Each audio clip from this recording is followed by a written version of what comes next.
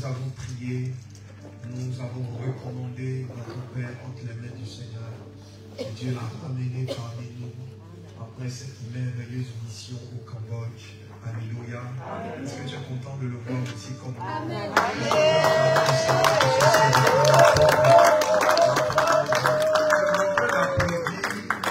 Je voudrais que nous puissions acclamer le Seigneur.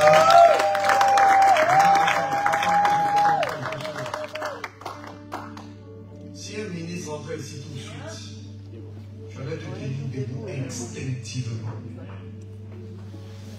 Le sacré, c'est de savoir reconnaître la divinité de Dieu en ceux qu'il a établis. Donc je voudrais te demander la permission. Tiens-toi debout. Et je voudrais qu'on honore l'onction de Dieu sur la vie de son serviteur.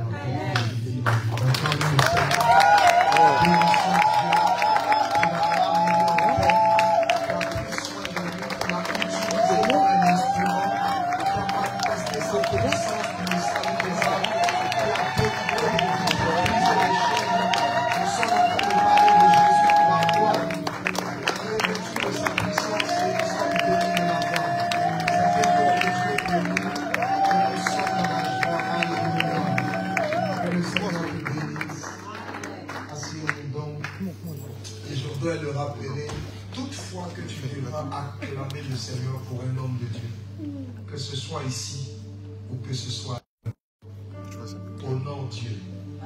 Simplement par l'acte de se tenir debout, tu es en train d'honorer Dieu. Je l'ai enseigné à l'église de Kononfla et une de nos sœurs était en visite à Abidjan. Et puis, l'homme de Dieu demandait qu'ils acclament pour quelque chose. Et étrangement, comme elle a l'habitude de se tenir debout, étrangement, elle était seule, debout, en train d'acclamer le Seigneur. Et elle s'est rendue compte que tout le monde était assis. Et au moment où on voulait s'asseoir, l'homme de Dieu a dit non, ne t'assois pas, viens devant. Il l'a emmené devant et il a honoré. Ce jour-là, il lui a même donné 10 € pour son taxi. Parce qu'il a vu qu'elle était en train d'honorer le Seigneur. Alléluia. Je voudrais partager encore avec toi la parole de Dieu. Il y a celui qui est à côté de toi, prospérer dans la richesse. Dis à quelqu'un fort, tu vas prospérer dans la richesse. Tu vas prospérer dans la richesse. Amen. J'aimerais que tu fasses un effort. Je peux te déranger un peu ce matin. Je veux que tu prennes cette parole comme une prophétie. Et que tu sois messager du Seigneur. Que tu amènes 2 personnes qui ne sont pas proches de toi. 2 personnes avec qui tu n'as pas l'habitude de causer. Que tu ailles vers 2 personnes et que tu leur dis, tu vas prospérer à partir de maintenant. Ne le dis pas en chuchotant. Tu vas prospérer à partir de Déclare par la foi que tu vas prospérer à partir de maintenant. Ne reste pas à ta place. Il faut te lever et parler avec 2 personnes et déclare cette parole par la foi. Déclare cette parole par la foi. Maintenant, si tu as déclaré cette parole, je voudrais que tu sois joyeux. Le prophète qui est venu vers toi ce matin. Le prophète a déclaré cette parole pour toi. Alléluia. Tu vas prospérer. Cette joie commencer à venir. Est-ce que tu sens la joie de voir ton compte bancaire changer ce matin? Alléluia. On dit au nom de Jésus. Je crois et je dis Amen à la parole de l'Éternel. Je crois et je confesse qu'à partir d'aujourd'hui, j'entre dans la prospérité. Je pense que quelqu'un ne l'a pas encore dit avec moi. Dis au nom de Jésus, je crois et je confesse que j'entre dans la prospérité. Je change de condition dans le nom de Jésus. Mon âme, réjouis-toi en l'Éternel qui s'est souvenu de toi en ce jour de ce 3e mois de l'année 2025. C'est scellé dans le ciel et c'est scellé sur la terre. Je suis devenu prospère. Je suis devenu prospère dans le nom de Jésus et je dis Amen fort.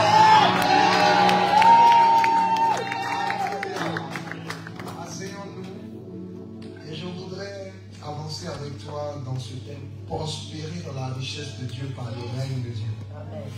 Prospérer dans la richesse par le règne de Dieu. Je voudrais déjà que tu comprennes qu'il n'y a pas que dans la richesse qu'on peut prospérer. Parce que la véritable définition de la prospérité, ce n'est pas le fait d'être riche. Être prospère, c'est le fait de voir tout ce que tu fais progresser, réussir et aboutir. Donc, on dira que, oh, ce président a été un président prospère. On ne dira pas prospère parce qu'il était riche, non. Mais parce qu'il a créé des opportunités, il a disposé de nouvelles opportunités pour le pays. Et il a fait que le pays est allé plus loin que ce qu'on avait imaginé. En ce moment, on dira, c'est un président prospère. On dira que cet homme-là, cette femme est prospère. Pourquoi? Parce que dans son travail, on se rend compte qu'elle part de promotion en promotion, d'avancée en avancée. Donc, voyez-vous, la prospérité, ce n'est pas simplement devenir riche. La prospérité, c'est de réussir dans ce que tu fais. Amen. Alléluia. Et je peux te dire ce matin, tu vas réussir dans ce que tu es en train de faire. Amen. Mais particulièrement ce matin, je voudrais parler de la prospérité dans la richesse. Parce qu'il y a plusieurs types de prospérité, mais ce matin, je veux m'attarder sur la prospérité dans la richesse. Et je voudrais introduire par un texte. Genèse, le chapitre 41, à partir du verset 2. Je veux introduire avec cela. Je vais juste lire. Et voici 7 vaches belles à voir et grasses de chair montèrent hors du fleuve et se mirent à paître dans la prairie. Les vaches laides à voir et maigres de chair mangèrent les 7 vaches belles à voir et grasses de chair, et Pharaon s'éveilla. On va au verset 16. Joseph répondit à Pharaon en disant, ce n'est pas moi, c'est Dieu qui donnera une réponse favorable à Pharaon. Verset 32. Si Pharaon a vu le songe se répéter une seconde fois, c'est que la chose est arrêtée de la part de Dieu et que Dieu se hâtera de l'exécuter. À partir du verset 33, maintenant, que Pharaon choisisse un homme intelligent et sage, et qu'il le mette à la tête du pays d'Égypte. Verset 34, que Pharaon établisse des commissaires sur le pays pour lever un 5e des récoltes de l'Égypte pendant les 7 années d'abondance. Qu'il rassemble tous les produits de ces bonnes années qui vont venir, qu'il fasse sous l'autorité de Pharaon des amas de blé, des approvisionnements dans les villes, et qu'ils en aient la garde. Verset 36. Ces provisions seront en réserve pour le pays et pour les 7 années de famine qui arriveront dans le pays d'Égypte, afin que le pays ne soit pas consumé par la famine. Verset 37. Ces paroles plurent à Pharaon et à tous ses serviteurs. Verset 38. Et Pharaon dit à ses serviteurs, trouverions-nous un homme comme celui-ci, ayant en lui l'esprit de Dieu? Verset 39. Et Pharaon dit à Joseph, puisque Dieu t'a fait connaître toutes ces choses, il n'y a personne qui soit aussi intelligent et aussi sage que toi. Je t'établis sur ma maison, et tout mon peuple obéira à tes ordres. Le trône seul m'élèvera au-dessus de toi. Pharaon dit à Joseph, vois, je te donne le commandement de tout le pays d'Égypte. Pharaon ôta son anneau de la main, et il le mit à la main de Joseph. Il le revêtit d'habits de fin lin, et lui mit un collier d'or au cou. Joseph était âgé de 30 ans lorsqu'il se présenta devant Pharaon, roi d'Égypte, et il quitta Pharaon et parcourut tout le pays d'Égypte. Disons Amen à la parole. Amen. Je précise que c'est le test d'introduction. Je veux juste, à partir de ce test, attirer ton attention sur la prospérité dans la richesse. Alors, sachant que Joseph avait quel âge? 30 ans. Je comprends donc que si à 30 ans, on ne t'a pas confié des responsabilités capables de te bénir, c'est que tu es en retard sur ta destinée. Je suis juste en train de te donner une indication. En 3 ans, Jésus avait fini son ministère. Et en 3 ans, il a accompli un ministère qui a touché le monde entier jusqu'à ce que nous, on soit touchés. Donc ça veut dire que dans les normes, normalement, à 33 ans, tu devrais déjà avoir accompli 60% du parcours de ta vie. Après 33 ans, tu devrais être en train de recueillir les fruits de tout ce que tu as sémé. Mais beaucoup parmi nous, on a déjà dépassé. On est en train de lutter, en train de se chercher. On cherche encore les chemins. Il y en a même qui, après 33 ans, ne savent même pas encore ce qu'ils doivent faire de leur vie. Je prie ce matin que cette parole de Dieu vienne changer le cours de ta destinée au nom de Jésus. Amen. Je voudrais que tu n'écoutes pas ce message juste comme un conseil, mais que tu l'écoutes comme une révélation. Alléluia. Amen. Voici donc le contexte dans lequel nous sommes pour introduire ce sujet. Joseph va expliquer à Pharaon un songe qu'il a eu. Et la Bible précise qu'il a eu le songe 2 fois. Il n'a pas eu le songe qu'une seule fois. Il a eu le songe 2 fois. Et Pharaon donc cherche quelqu'un qui peut lui donner l'explication. Et Joseph se trouve être la personne qui a été choisie. Laisse-moi te dire une chose très importante. Les rêves ont créé des problèmes à Joseph. Mais ce qui lui a donné d'être élevé, c'est l'interprétation des rêves. Mais je vais aller plus loin. En fait, Dieu a donné des rêves à Joseph. Mais le rêve qu'il a élevé n'est pas un rêve que Dieu lui a donné à lui-même. Dieu a donné le rêve à quelqu'un d'autre. Est-ce que quelqu'un me suit? Ton rêve à toi ne va pas t'élever. Ce n'est pas ton rêve à toi qui t'élève. C'est le rêve d'une nation qui peut t'élever. Je ne sais pas si quelqu'un comprend ce que je suis en train de dire. L'une des clés de la prospérité, c'est de ne pas chercher à être riche pour soi, mais c'est de chercher à enrichir l'environnement dans lequel tu vis. Si ce que tu fais ne peut pas apporter aux autres, personne ne verra la valeur de ce que tu as fait. Je peux parler à quelqu'un. Comment est-ce qu'on sait qu'une femme sait faire la cuisine? C'est parce qu'on a mangé sa nourriture. Donc si tu ne prépares bien, que tu donnes juste à ton mari, à tes enfants, personne ne saura que tu prépares bien. Mais si tu ouvres un restaurant, et que dans ce restaurant, on peut goûter la saveur de ce qui sort de tes mains, le monde entier viendra dans ce restaurant. Alléluia. Amen. Une femme est devenue prospère en Côte d'Ivoire. Comment? Parce qu'un riche, les gens de l'Arabie Saoudite, un riche est venu là, et puis il y avait, par un concours de circonstances, elle a préparé sa recette. Elle a une recette qu'on appelle le poulet fondant. C'est un poulet qui fond.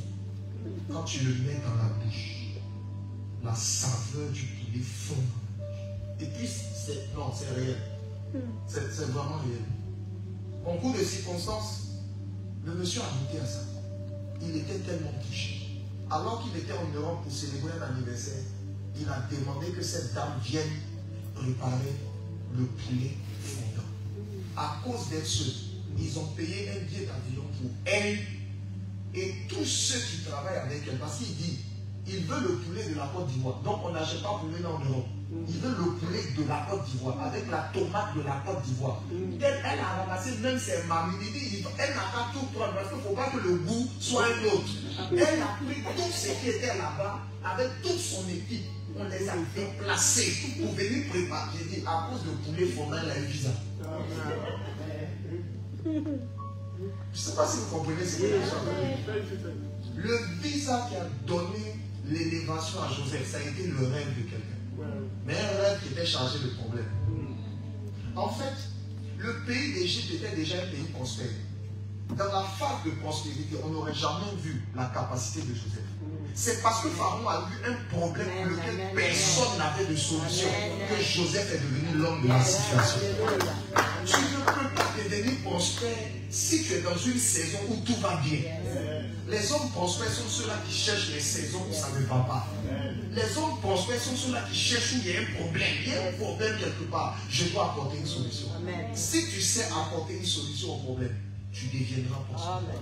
Mais si toi tu attends d'être juste un consommateur, les autres trouvent les solutions et toi tu consommes, on ne parlera jamais de toi. Est-ce que je peux avancer? Regardez quelque chose dans ce texte. Je suis toujours dans l'introduction. Je veux poser la base pour que tu comprennes. Je lis le verset 16. Joseph dit, ce n'est pas moi, mais c'est Dieu qui donnera une réponse favorable à Pharaon. Écoute-moi bien, si tu veux être prospère, ce n'est pas toi qui trouves la solution, mais c'est Dieu qui te donne des solutions pour les réalités qui se présentent. Est-ce que quelqu'un commence à me suivre? Tu travailles dans quel domaine? Observe juste le domaine dans lequel tu travailles. Qu'est-ce qui va bien là-bas et qu'est-ce qui ne va pas bien? Dieu peut te donner une réponse pour le domaine dans lequel tu es et apporter quelque chose de plus. Apporter quelque chose de plus. Apporter un petit quelque chose de plus et ta vie va changer. Donc le principe de la prospérité, je le rappelle, ce n'est pas d'avoir le désir de devenir riche. Si tu veux être prospère, oublie l'idée de « je veux être riche ».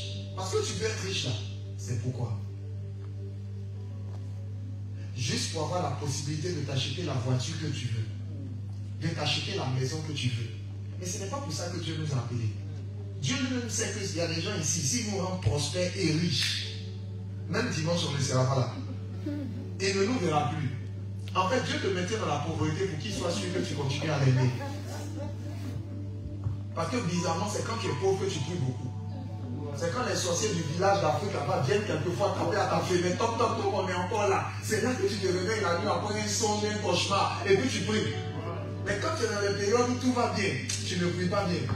Écoute-moi bien, la prospérité viendra parce que Dieu te donnera des réponses. Amen. Lève la main avec moi, dis Seigneur mon Dieu, donne-moi des réponses. Dans le nom de Jésus. Dis Amen. Amen. Alors je vais te dire, si tu n'as pas de réponse pour toi-même, comment tu auras des réponses pour les autres? La prospérité ne vient pas dans le cœur de ceux qui sont tombés.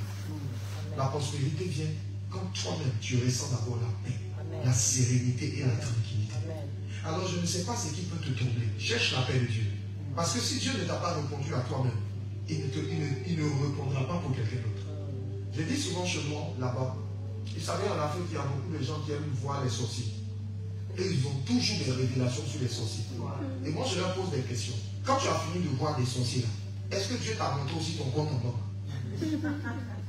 Parce que, oui, tu es toujours en train de voir que ma tante, mon oncle, le grand-père de la cousine de... Vous comprenez ce que je veux dire? Mais après avoir vu tous ces sorciers, tu as jeûné, tu as prié. Qu'est-ce qui a vraiment changé dans ta vie?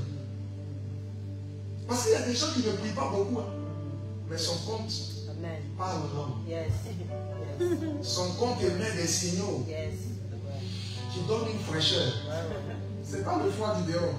Mais lui-même, il est frais. C'est qu'il y a une fraîcheur. Quand il passe, quand tu sens qu'il y a une fraîcheur. Il n'a pas mis de parfum, mais il y a une odeur qui l'accompagne. Je ne sais pas si vous comprenez ce que j'essaie de vous dire. La prospérité, c'est d'avoir des réponses de Dieu. Je prie ce matin que Dieu te donne des réponses. Que Dieu te donne des réponses pour toi et qu'il te donne des réponses pour ta famille. Qu'il te donne des réponses pour toi et qu'il te donne des réponses pour ton entreprise. Partout où tu es, que tu sois un facteur de la réponse de Dieu. Deuxièmement, la prospérité arrive quand Dieu l'a arrêté. La prospérité vient par un décret. Il faut qu'il soit arrêté dans le ciel que Dieu te rend prospère. Pour avoir ce décret, il faut aller le chercher. Exactement comme tu vas à la préfecture pour avoir tes papiers. C'est comme ça qu'il faut aller à la préfecture du ciel. Pour que Dieu signe le décret de ta prospérité. Et je te dis, la prospérité, ce n'est pas d'avoir l'argent, c'est le droit à l'argent. Amen. Je réponds, la prospérité, ce n'est pas le fait d'avoir l'argent, mais c'est un décret que Dieu signe et puis il dit, à partir d'aujourd'hui, tu as droit à l'argent. Donc quand tu arrives quelque part, l'argent dit, je suis là. Qu'est-ce que tu veux qu'on fasse? L'argent est à ta disposition parce qu'il y a un décret signé du ciel qui dit que tu as droit. Alléluia. Maintenant, il y a une autre chose qui rend prospère. Une autre chose qui rend prospère. C'est le fait de connaître les principes de la prospérité. Regardez une chose. Ce qui a rendu Joseph prospère, ce n'était pas juste d'expliquer le rêve à Pharaon. Je peux avancer sur quelque chose. Alors écoute bien ce que je vais te dire. Pharaon a eu un rêve et il ne comprenait pas le rêve. Joseph lui a expliqué le rêve. Mais est-ce que c'est ça qui a élevé Joseph? Non. Vous savez ce qui a élevé Joseph? c'est que Joseph a expliqué le rêve au roi. Mais le rêve présentait une problématique. Et Joseph a donné une solution à la problématique. Il allait plus loin. Il a détaillé un plan économique, un plan de gestion financière, un plan de planification.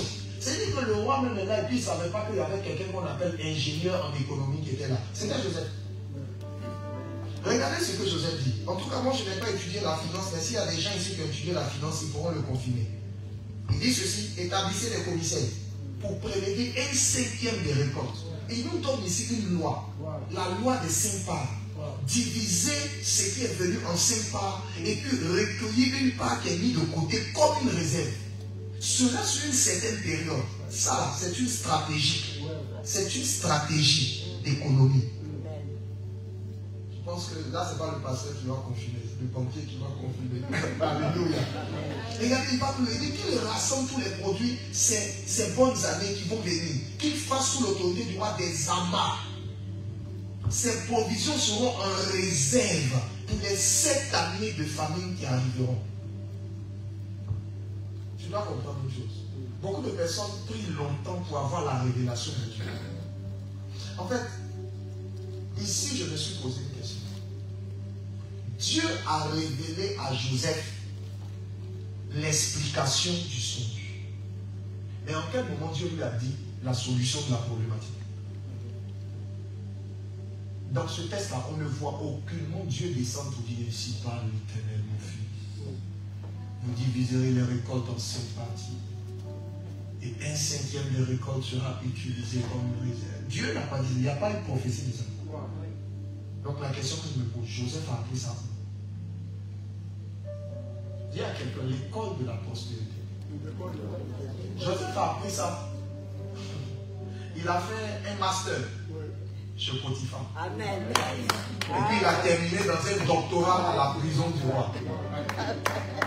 Il avait un master et un doctorat en économie, gestion des crises. Lui, il est le spécialiste des situations de crise. Parce que lui-même, sa vie était crise. Depuis sa naissance jusqu'à 30 ans, c'était crise seulement. Mais malgré ces crises-là, il n'a jamais été rempli de mauvaises choses. Il n'a pas été rempli de rancune, il n'a pas été rempli de vengeance, il n'a pas laissé le diable rentrer en lui. Mais pendant qu'il était en train de passer ces différents stages de formation, il a compris que Dieu m'envoie dans cette affaire-là quelque chose.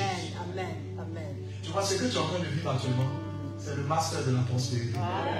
L'épreuve que tu es en train de traverser là, tu es en train de te faire passer un diplôme d'ingénieur en difficulté et de gestion de crise. Oui, il est en train de t'apprendre comment tu pourras acheter une maison sans avoir de l'argent dans ta poche. S'il est en train de montrer ça, il a appris ça. La Bible déclare que Potiphar avait des champs, mais les champs là ne prospéraient pas. Potiphar avait des activités, mais ces activités-là, il ne voyait pas bien dedans. Mais quand l'esclave est rentré dans sa maison, c'est là que Potiphar s'est rendu compte. Oh, donc je suis riche comme ça et puis depuis je ne savais pas. Qui a fait ça? Joseph. On nous apprend que la prison était dans une désordre. La prison était désordonnée. C'était du tohu-bohu. Et puis le chef de la prison ne maîtrisait même pas les prisonniers. Il y avait certains là-bas qui étaient très dangereux, qui faisaient peur. Mais quand Joseph est rentré là-bas, au calme, il a maîtrisé ça. Tu vois, le problème de la prospérité, c'est que l'école dans laquelle tu es en train de te faire passer, si tu n'apprends pas de ça, quand le temps viendra pour que tu fasses preuve, tu le sauras. Il y a des réponses qui ne viendront pas du ciel pour toi. Certaines réponses viendront de ton expérience. Certaines réponses viendront des expériences que tu vas passer avec Dieu. Est-ce que tu as reçu ça? Lève ta main avec moi, dis au nom de Jésus. Comme Joseph, je vais réussir mes épreuves et mes stages dans le nom de Jésus. Je ne redoublerai pas de classe. Je ne serai pas en retard. Dans le nom de Jésus. Dis Amen. Bon, regarde bien ton voisin. Demande-lui, est-ce que tu n'as pas reçu la classe de la dernière épreuve? Mais la dernière épreuve, est-ce que tu y a des gens ici qui ont déjà reçu 3, 4 années? C'est-à-dire, depuis tu es en train de tourner en rond, tu es en train d'un examen, tu es en train de te faire passer et depuis là, tu es carré. Tu as carré le moteur là. Oh, je prie que Dieu te débloque aujourd'hui au nom de Jésus. Tu ne seras pas en retard sur ta destinée.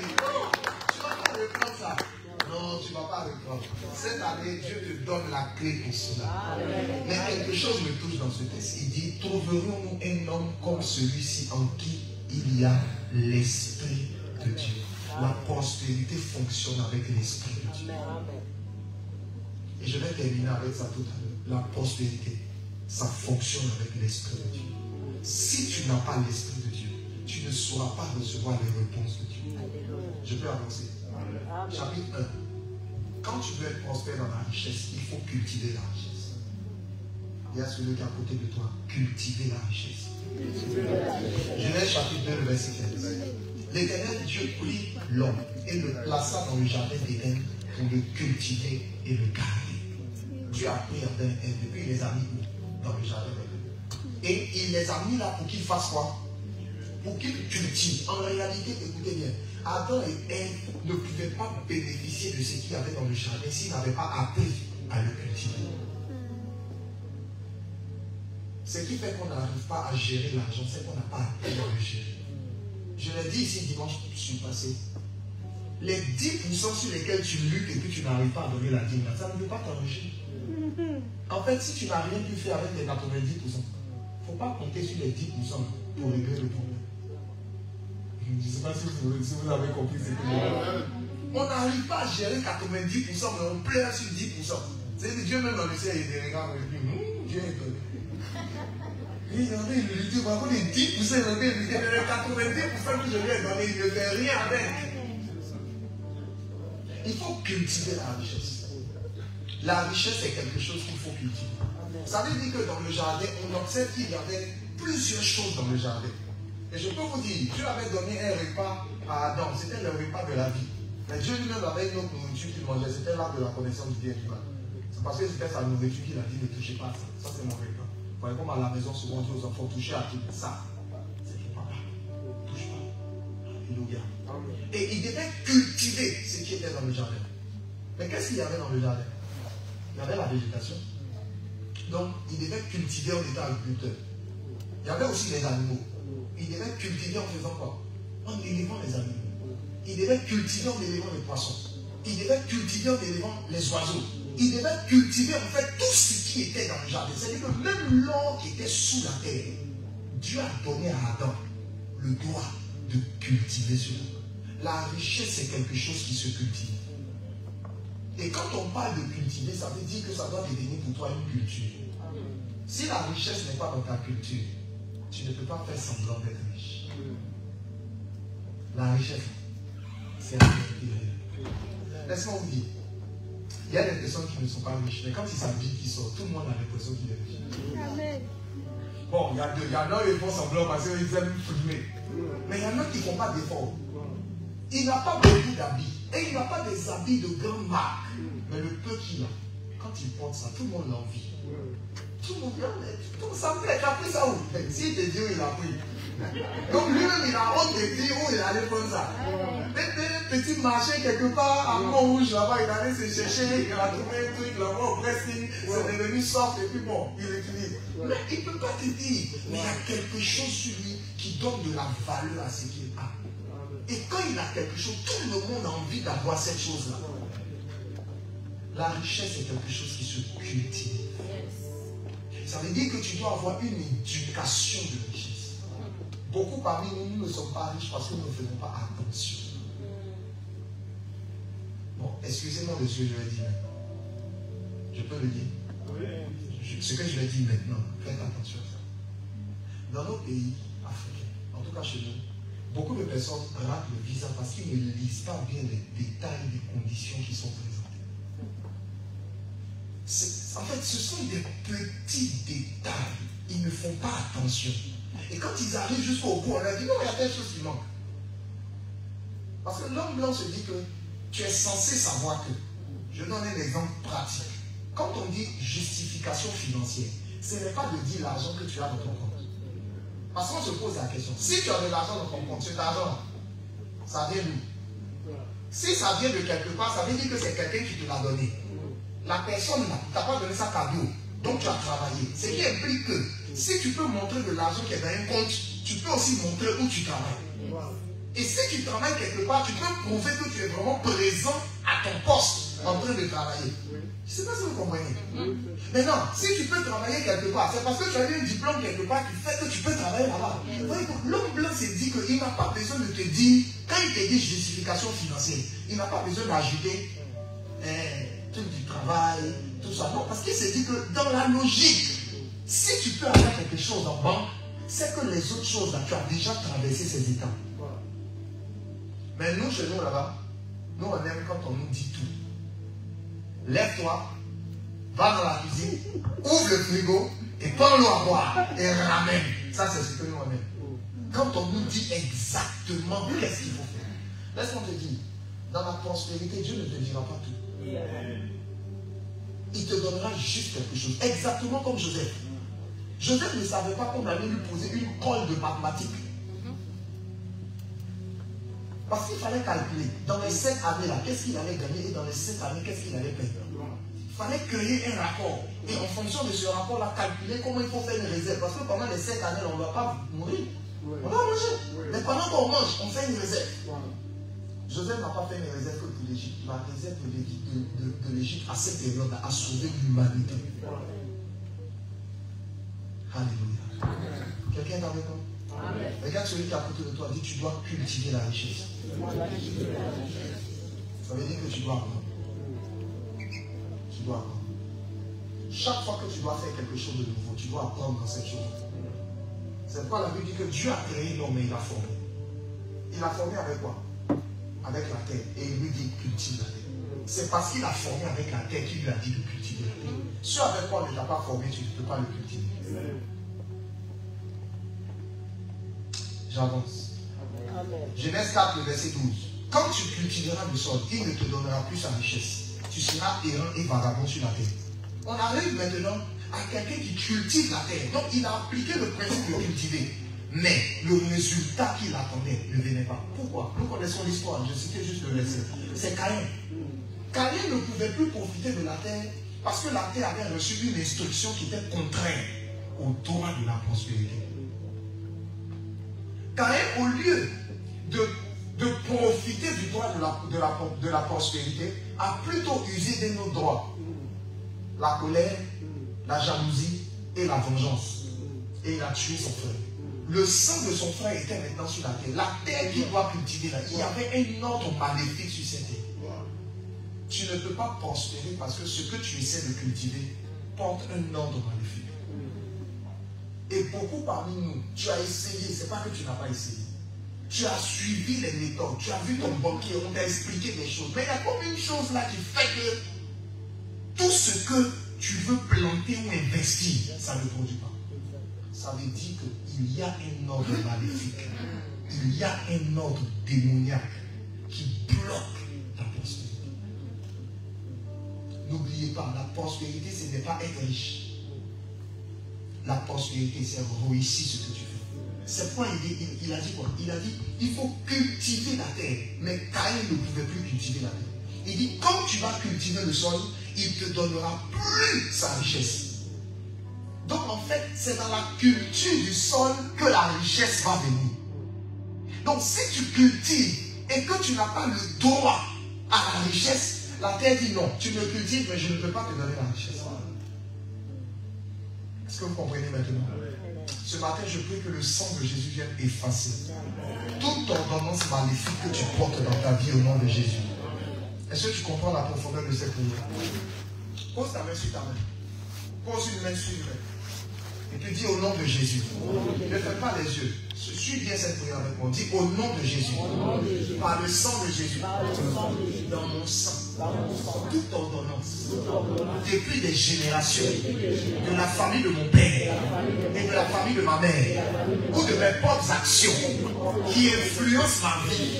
Pour m'empêcher de prospérer. Tu es effacé au nom de Jésus. À partir d'aujourd'hui, je me sépare de toi.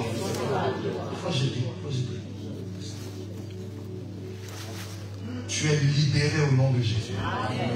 C'est pourquoi tu ne peux pas prospérer sans l'ordre de Dieu. Je peux avancer. Tu es sur une terre étrangère. Bon, beaucoup parmi nous ici ne sont pas... Bon, même si tu es né ici, mais tu ne viens pas d'ici. Hein? C'est ça. Qui est souche français ici de souche? Il n'y a pas. Ça veut dire que nous sommes sur un territoire que nous n'avons pas. Comment tu peux venir prospérer sur une terre qui n'est pas ta terre? À moins que Dieu n'était établi là. Joseph dit, Dieu m'a envoyé en Égypte. C'est Dieu qui l'a envoyé en Égypte. Il a eu donc le droit d'être établi en Égypte, dans un pays étranger. Je prie au nom de Jésus que tu sois comme Joseph. Amen. Que Dieu te donne le pouvoir et l'autorité pour être établi dans ce pays. Amen. Et que tu profites des meilleurs produits de ce pays. Amen. Que tu manges les meilleures productions de ce pays. Quelqu'un n'est pas en train de dire Amen. Amen. J'ai l'impression que quand je parle là, tu ne vois pas que c'est une prophétie qui est en train de venir sur toi. Pendant que je le déclare là, il faut croire à cela. Croire à cela. Quand je suis rentré à Paris pour la première fois, j'ai fait 3 jours de jeûne et j'ai déclaré que plus jamais on va me refuser le visa des pays. Si vous vous êtes trompé, vous me laissez entrer ici. Mes collègues me disent, toi tu vas, tu viens. Tu vas. Tu ne peux pas te perdre un peu là-bas. Il y a qui m'a dit, moi, si je suis rentré là-bas, je disparais. Quand je vais réapparaître, c'est ma femme et mes enfants qui sont avec moi. Et il m'a dit non, il va comprendre qu'il y a quelqu'un qui est rentré ici. Et puis je ne veux pas jouer même. Je lui ai dit, tu vois, toi tu veux frauder pour être là-bas parce que tu penses que tu n'as pas le droit d'y être. Moi j'ai le droit d'y aller, de revenir et de repartir comme bon nous sommes. Donc tu vois que toi et moi, on n'a pas la même manière de voir. Est-ce que quelqu'un comprend? Et c'est pourquoi chaque fois que je dois venir, Dieu m'ouvre la porte et je vis. Parce que Dieu m'a établi. Je prie que Dieu t'établisse. Et s'il y avait une ordonnance qui parlait comme toi, je parle à quelqu'un. Souvent il y a des ordonnances qui parlent comme toi et qui te réclament une identité. Donc pendant que toi tu es en train de chercher à avoir une identité d'ici, pour pouvoir résider ici, et profiter d'ici, l'identité du bled est en train de dire, hey, petit, tu fais quoi là-bas? Donc tu vois, il y a comme une organisation là qui se met en place pour que tu retournes là-bas. On va aller faire quoi? Je suis ici, je retourne. Au nom de Jésus. Il y a des personnes parmi vous qui ont même peur de retourner au village d'aller saluer les parents. Tu sais, quand tu regardes bien la poussée, ça dirait que s'il rentre là-bas, c'est pas sûr que je puisse revenir ici. Il y a des alliances qui parlent comme moi. Je prie ce matin que tu comprennes cela et que toute ordonnance qui parlait contre toi soit effacée dans le nom de Jésus. Amen. Dis bien Amen. Amen. Deuxième chapitre, devenir riche. Le premier chapitre, c'est de cultiver la richesse. Le deuxième chapitre, c'est devenir riche. Donc écoute-moi, tu cultives pour que ce que tu es en train de cultiver te donne la richesse. En d'autres termes, montre-moi ce que tu cultives et je te montrerai où se trouve ta richesse. Si tu n'as rien à cultiver, tu n'as aucune richesse avec la vie. Tu cultives quoi? Quel est le domaine dans lequel tu cultives? Si tu n'as rien à cultiver, tu n'as aucune richesse avec la vie. Alléluia. Je peux avancer? Devenir riche. Genèse 26, verset 13. Cet homme devient riche. Et il alla s'enrichissant de plus en plus, jusqu'à ce qu'il devienne fort riche. Chapitre 30, verset 43. Cet homme devient de plus en plus riche. Il eut du menu bétail en abondance, des servantes et des serviteurs, et des chameaux et des ânes. Troisièmement, Genèse 13, verset 2. Je vais commander les 2 premiers versets avant qu'on me dise Genèse 13, verset 2. La Bible dit que cet homme alla en s'enrichissant. En fait, plus tu maîtrises la culture du domaine dans lequel tu es, et plus Dieu augmente ta richesse. C'est un principe. On ne devient pas riche d'un coup. La véritable richesse qui vient de Dieu, elle est progressive. Quand on a mis Joseph sur le trône, il n'était pas encore riche. L'agneau n'a pas fait de lui un homme riche. À cette période-là, Joseph n'était pas encore riche. C'est quand Joseph a commencé à faire le travail. Tu veux bien. À quelle période ses parents sont venus le trouver? En réalité, les 7 années de vaches grasses étaient déjà passées. Ils étaient rentrés dans la période de galère. Donc ça veut dire que Joseph avait eu le temps de faire ses preuves et d'amasser les trésors. C'est pour ça maintenant que son peuple est arrivé. Maintenant, regardez, à quel moment Joseph a acheté terrain? En fait, c'est quand ses parents sont arrivés. Il y a eu la nécessité d'avoir un espace. Et puis Pharaon lui a dit, la terre de Goshen, je vous donne ça à toi et à toute ta famille. Est-ce que quelqu'un comprend ce que je suis en train de dire? Donc voyez-vous, dans le principe de la richesse, il y a des étapes. Il y a des étapes. Ça va toujours commencer avec une petite chose que tu fais. Un premier travail que tu fais. Et à partir de ce travail-là maintenant, tu peux te développer pour devenir riche et de plus en plus riche. Ça veut dire que le niveau où tu es aujourd'hui est inférieur au niveau où tu seras l'année prochaine. Amen. Amen. Je dis, le niveau où tu es aujourd'hui est inférieur à là où tu seras l'année prochaine. Amen. Maintenant, pose-toi la question. Est-ce que là où je suis aujourd'hui est supérieur à là où j'étais hier? On est en 2025. 2024 et puis 2025. Tu as quel niveau? Donc tu dois te rendre compte de... On dirait que ça fonctionne ou bien on dirait que ça ne fonctionne pas. Si ça ne fonctionne pas, cette année, fais fonctionner. Applique les principes de la parole de Dieu. Et la prospérité de Dieu va commencer à fonctionner. La richesse pour toi doit augmenter. Elle ne doit pas finir. Elle doit augmenter. Elle doit augmenter. Et la prospérité n'est pas pour les paresseux. La prospérité n'est pas pour les paresseux. La prospérité, c'est pour les gens qui bossent dur. Pour les gens qui bossent dur. Si tu veux voir dans un pays que sans du travail, il faut sortir en 5h30 à 6h. 5h30 à 6h30, maximum 7h. Tu vois la catégorie de ceux qui aiment travailler parce qu'ils sortent tôt. Maintenant, il faut sortir entre 9h et 10h. Tu vas voir tous ceux qui ont bien dormi la nuit, qui ont fait la fête la veille. Tu vas les voir maintenant sortir ce moment. Et ce qui est triste, c'est que dans nos pays d'Europe, très tôt le matin, le pourcentage d'hommes blancs que tu vas sortir par rapport à nous que tu vas sortir, nous tous on sait. Donc vous voyez pourquoi on est pauvres? Parce qu'on attend la location. Donc nous on cultive la fécondité. Domaine de culture, élevage de la fécondité. Ce que je dis est réel. Et vous êtes d'accord avec moi? Oui. Mais c'est pour ça qu'on est pauvre. Si nous voyons ça comme ça, on ne peut pas prospérer. Ce principe-là qui a été mis en place n'est pas dans le but que nous fassions beaucoup d'enfants. Donc c'est vrai, je peux en profiter. Et puis si tu en profites, il faut payer ta dîme aussi dessus. Bon, c'était juste une petite parenthèse. Parce que bon, on paye la dîme du salaire, mais toutes les autres choses qui viennent, les primes et tout ça, on fait comme si ça n'existe pas. Ah, c'est Dieu qui permet que tu aies ça.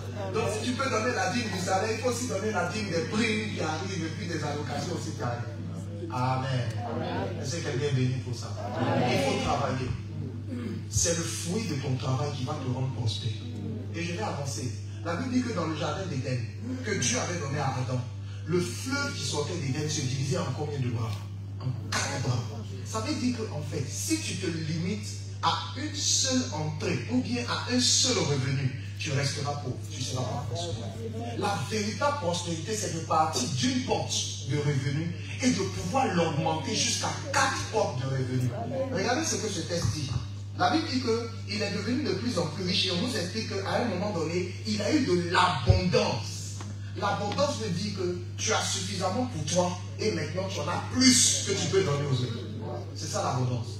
Beaucoup parmi nous ne sont pas encore dans l'abondance, mais je prie que cette année Dieu ouvre les portes pour que tu entres dans l'abondance au nom de Jésus. La Bible dit qu'il avait des serviteurs et des servants. Donc à un moment donné, ce n'est pas que ton travail qui travaille pour toi, mais il y a des gens qui vont commencer à travailler pour toi. Donc tu ne dois pas rester au niveau d'être employé de quelqu'un. À un moment donné, tu dois avoir un certain poste de responsabilité qui fait qu'il y a des personnes aussi qui travaillent pour toi. Je n'ai pas dit que forcément tout le monde va créer des entreprises. Mais même dans l'entreprise où tu es, tu dois monter au niveau où il y a des personnes. Toi, tu es devenu chef des autres. Si tu restes au niveau où tu es, tu ne seras pas prospère. Je prie pour quelqu'un ce matin, que tu aies de l'ambition, que tu aies de l'audace, que tu vois loin et que Dieu t'y amène au nom de Jésus. Genèse chapitre 13, verset 2. Devenir riche. Regardez ce que la Bible dit. Abraham était riche. Et on nous précise qu'il était riche en 3 dimensions. Première dimension de la richesse d'Abraham, c'était les troupeaux. Deuxième dimension de la richesse d'Abraham, c'était l'argent. Et puis troisième dimension, c'était quoi? L'or. Alors dites-moi comment il a eu les troupeaux. Il a élevé les troupeaux. Il leur a donné à manger. Il a pris soin d'eux. Ils ont commencé à se reproduire. Là, c'était les troupeaux. Ils pouvaient manger aussi. Ils pouvaient garder aussi. Mais comment est-ce qu'il a eu l'argent? À leur temps, comment est-ce qu'il gagnait l'argent? Ça veut dire que Abraham était d'abord éleveur, mais à un moment donné, il est rentré dans un autre type de commerce qui faisait qu'il pouvait maintenant échanger les troupeaux qu'il avait avec des pièces d'argent. Il y a une dimension dans ta vie où tu ne vis que par ton salaire. C'est-à-dire ton salaire vient, tu fais. C'est fini. Est-ce que vous comprenez ce que je veux dire? Le salaire est venu là. Donc le salaire correspond exactement à ce que tu manges. Quand tu as fini de manger, t'habiller, payer facture, et tu t'occupes un peu des enfants, tu n'as rien pour pouvoir échanger. Donc il y a une dimension où tu as juste ce qui est naturel. Élément naturel pour survivre. Mais il y a une dimension où tu peux maintenant échanger l'élément naturel. C'est pourquoi l'Afrique est pauvre. On a les ressources naturelles. Mais on n'est pas passé dans la dimension de l'argent. Parce qu'on n'a pas compris comment industrialiser, comment rentrer sur le marché, sur le commerce. On n'a pas compris. Ce qui est choquant, c'est que nos dirigeants viennent étudier en Europe. Donc tout ce qui est ici, là, ils voient et ils connaissent. Et c'est quand même bizarre. Il y a combien un esprit qui est assis en Afrique là-bas. Quand ils arrivent là-bas, tout ce qu'ils ont appris ici, là, ils ont oublié. On doit les délivrer. On les attrape, on les met tous dans une chambre forte et puis on prie pour eux. Alléluia. Est-ce que vous êtes d'accord avec moi pour ça? Alors je prie que tu ne te limites pas à avoir un salaire que tu consommes, mais que tu entres dans une phase d'investissement où le peu que tu as en ressources naturelles va commencer à être échangé pour devenir de l'argent. Et ça ne se limite pas là. Comment Abraham est passé de l'argent à l'or? Est-ce que vous pensez que c'est parce qu'il a trouvé un gisement d'or ou une mine d'or? Non. Comment il est arrivé à l'or? Des échanges, mais un autre niveau d'échange. L'or, ça s'achète. Donc à un moment donné, quand tu as suffisamment d'argent, tu peux le transformer. Donc en fait, vous savez, il y a des personnes quand tu causes avec eux là. C'est quand même étonnant. Hein? Toi, tu es en train de te battre les 10 000, 20 000, 50 000 euros. Eux, quand ils parlent, ils parlent en millions d'euros. Donc, c'est-à-dire que vous êtes là comme ça le soir. Et puis, ils passent, oui, c'est comme, alors, 1 million. Juste 1 million, ok, laisse-moi passer. Alors, bon, après, virer 1 million ici. Donc, toi, tu es assis là. Et puis, les gens sont en train de parler de millions, on dirait que c'est une pièce d'euros. C'est frustrant. Tu ne seras plus frustré au nom de Jésus. Toi aussi, tu vas entrer dans la dimension où tu peux parler aussi en millions. Dis bien Amen au nom de Jésus. Donc vous voyez, on peut prospérer, mais à 3 niveaux. Premier niveau, c'est les ressources naturelles. Troupeau, on peut tuer ça, on peut manger. Deuxième niveau, argent. Donc il était déjà à un certain niveau d'échange. Troisième niveau, or. C'est toujours dans le domaine d'échange, mais c'est une autre dimension d'échange, de transfert. Je prie que tu entres dans cette grâce au nom de Jésus. Que ta vie ne soit plus limitée à ce que tu as, mais que tu commences à investir. Tu dois investir. Ne te limite pas à aller travailler à avoir un salaire. Tu dois aussi savoir investir. Et tu dois savoir investir dans des choses qui vont te rapporter. Tout le monde ne doit pas investir partout. C'est pas parce que ta camarade allait investir au pays là-bas. Elle a un champ de cacao au pays, donc toi aussi, on dirait que tu allais faire cacao aussi. Si Dieu ne t'a pas appelé dans le cacao, Cacao ne marchera pas pour nous. Je peux avancer. Amen. La sagesse de la prospérité. Proverbe chapitre 11, le verset 24. La sagesse de la prospérité. Premièrement, j'ai parlé de cultiver la prospérité. Deuxièmement, devenir riche. Troisièmement, la sagesse de la prospérité. Si tu as ta Bible, disons ça ensemble. C'est profond. On va lire le verset 24, le verset 25, 26, 27 et 28. Ça va nous enseigner. On peut le lire ensemble. Tout le monde sait lire. Lisons-le ensemble. 1 et 2 et 3. Tel qui donne libéralement devient plus riche. Et tel qui épargne à l'excès ne fait que les avares. Vous voyez, ce texte parle des avares. Toi, tu n'as jamais rien. Tellement tu dis, c'est dès que quelqu'un dit, ah, je n'ai rien. C'est une prophétie que tu as sur toi. Amen. Arrête de dire, je n'ai pas. Moi, j'ai compris ça très tôt. Je dis, je n'ai pas la liquidité.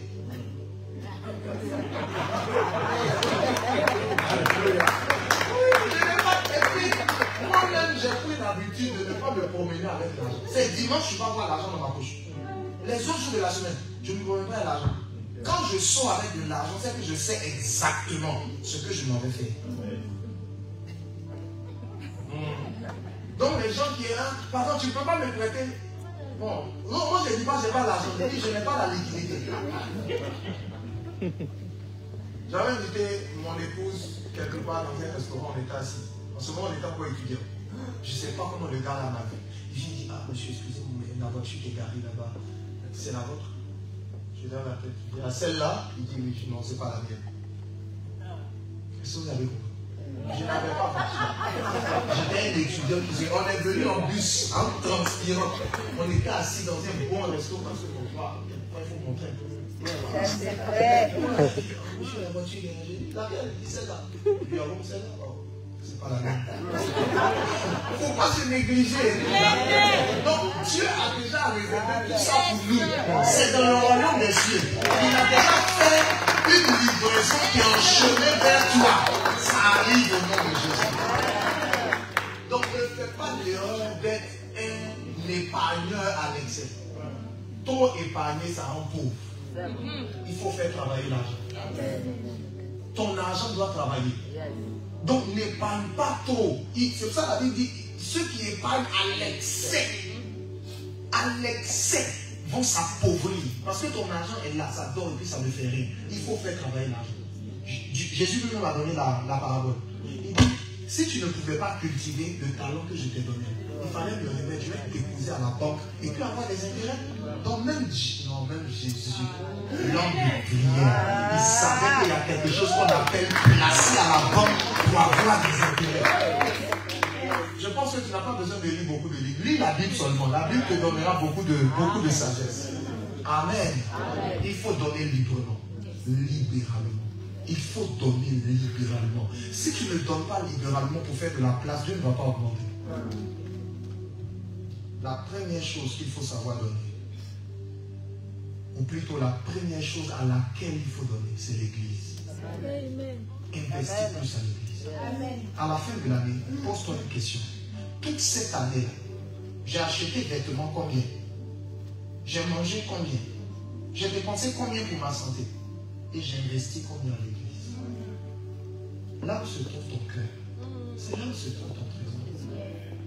Si l'église, ton cœur est vraiment dans l'église, investis à l'église. Et ce matin, je vais vous lancer un défi. Fixe-toi un montant que tu vas investir dans ton église. Et puis tu te dis, cette année 2025, je fais la promesse à Dieu d'investir jusqu'à telle somme à l'église. Ce n'est pas quelqu'un qui le fait pour toi. On ne te sert pas l'école pour que tu le fasses. Non. Mais toi-même, tu t'organises. Tu vas voir ton banquier. Tu planifies. Je n'ai pas dit d'aller prendre crédit pour l'église. Non. Mais je dis simplement, tu planifies sur le peu que tu as. Et puis tu commences à investir. Tu dis, ok, chaque dimanche maintenant, je vais donner autant. Je vais donner ma dîme. En fait, c'est tout ça que tu calcules. Donc ta dîme, tes actions de grâce, tes offrandes spéciales. Quand tu vas mettre tout ça, Et puis à la fin de l'année, tu viens couper le cœur de Dieu, comme ça, vraiment couper le cœur de Dieu. Je dis, cette année, moi je veux atteindre. Mon père a fait ça. Mon père, chaque année, décidait des montants qu'il devait donner à Dieu. Il a commencé tout petit, je vous assure. Il a dit, chaque dimanche, je fais la conversion. Chaque dimanche, il donnait. Il a commencé avec 2 euros. Chaque dimanche. Et l'année qui a suivi, il dit, Dieu m'a béni. Je peux maintenant passer à 4 euros. Chaque année, il a multiplié ce qu'il donnait. Il a multiplié. Et chaque jour, je dis, bon, papa, tu continues ton truc, elle dit, oui, ce qui marche, on ne change pas. Il le fait. Il investit. Tu es le premier partenaire de l'église. Tu es le premier partenaire de l'église. Et si tu as ta part, quand il y a des actions et puis tu prends ta part, qu'est-ce qui se passe? On te met ses intérêts. Surtout les gens, le rapaka, les cobrassa. Seigneur, souviens-toi de moi. Il dit, regardez dans le cahier des partenaires. Combien de pourcents on est? Et puis l'autre dernier, là-bas, il dit, ici, là, c'est pas bon. Le pourcentage ici n'est pas bon. Alléluia. Oh, je cherche des partenaires qui peuvent s'engager dans le royaume de Dieu. Et à celui qui a côté de moi, je prends une part. Je prends une part dans la maison de Dieu. Alléluia. Oh, je suis en train de te montrer le chemin de la prospérité. Ah, il faut que je cours pour finir maintenant. Verset 25. Il dit, l'âme bien plaisante sera rassasiée et celui qui arrose sera lui-même arrosé. Verset 26. Celui qui retient le blé est maudit du peuple. Mais la bénédiction est sur la tête de celui qui fait quoi? La bénédiction est sur la tête de celui qui fait quoi? Et là, on va devenir vendeur. Donc, peut-être que tu n'avais jamais pensé à ça. Mais depuis le jour où j'ai vu ça, Seigneur, il faut que moi aussi je commence à vendre quelque chose. En fait, ça veut dire que si tu n'as rien à proposer aux autres, et s'il n'y a rien qui peut m'acheter avec toi, toi tu n'auras rien. Je dis, même si c'est le foufou, il y a quelque chose que tu dois redonner à ton voisin. Toi tu vends quoi? Alléluia. Je suis au verset 26 et avance. Tu peux avancer au verset 26. Je suis au verset 26. Non, ce verset est puissant. Il dit, mais la bénédiction est sur la tête de celui qui le vend. Ah, il faut vendre le blé. Il dit, ne retiens pas le blé. Tu as le blé chez toi et puis les gens te demandent, oui, est-ce que je peux avoir un peu de blé? Non, c'est pour ma maison. Vends ça un peu. La bénédiction va venir sur toi. Il y a des choses que Dieu t'a données. Tu dois savoir le transformer.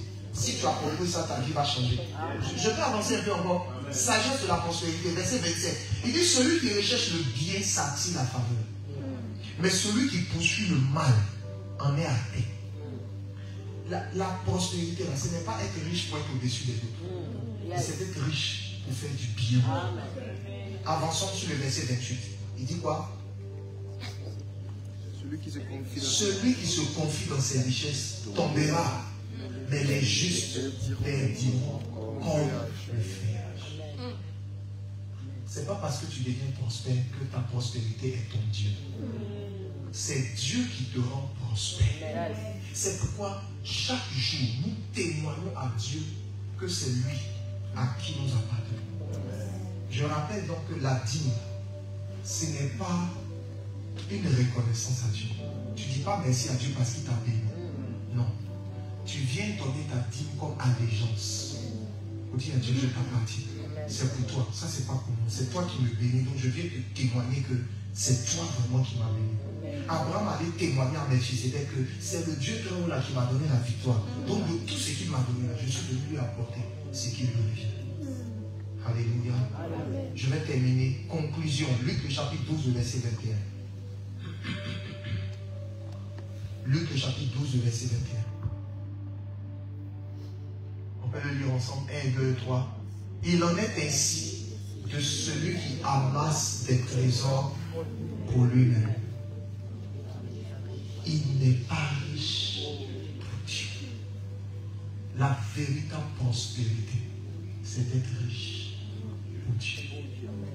Si ta richesse ne sert pas à Dieu, ce n'est pas la richesse.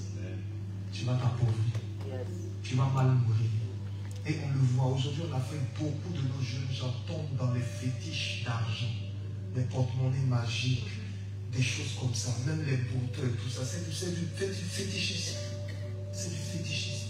Et même dans nos écoles, souvent tu vois des enfants de rien du tout. Et tu vois les choses qu'ils ont, l'argent qu'ils ont dans leurs mains.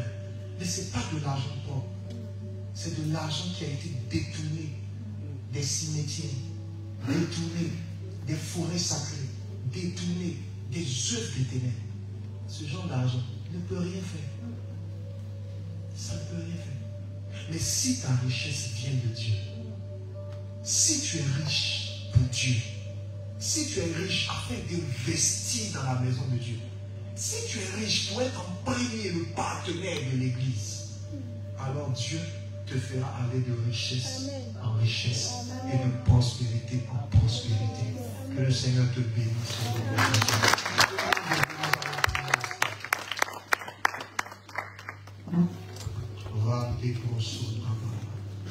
Je voudrais faire 3 prières avec vous. Attends-toi à recevoir de Dieu.